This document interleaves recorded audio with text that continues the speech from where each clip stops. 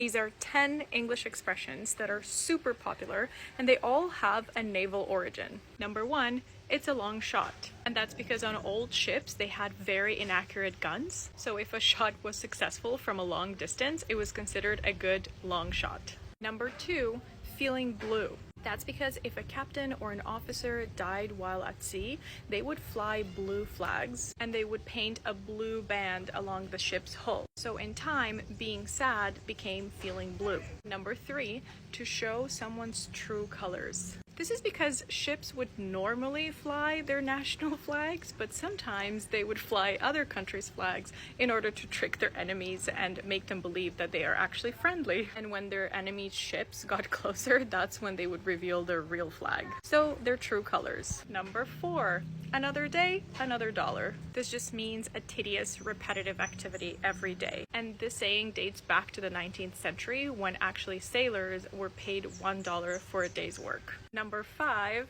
bottoms up, when they were tricking sailors who didn't want to join the Navy into accepting payment by adding a coin into their drink. So whenever they would finish their drink, they would get that coin and accept payment. So when the trick became super popular, people would remind each other when they were drinking in bars to take a look at the bottom of the glass to check if there's no hidden payment. Number 6, flying colors. To complete something to a very high standard with flying colors. And this is when a ship had survived a battle with little damage and they still had their flag flying, they would still be flying their colors. Number 7, I think. High and dry. To be left high and dry, it means to be left in a state of desperation with no resources. This is from when ships would be beached or removed from the water and they were intended to stay out of the water for a long time. They would be left high and dry. Number 8, hunky-dory.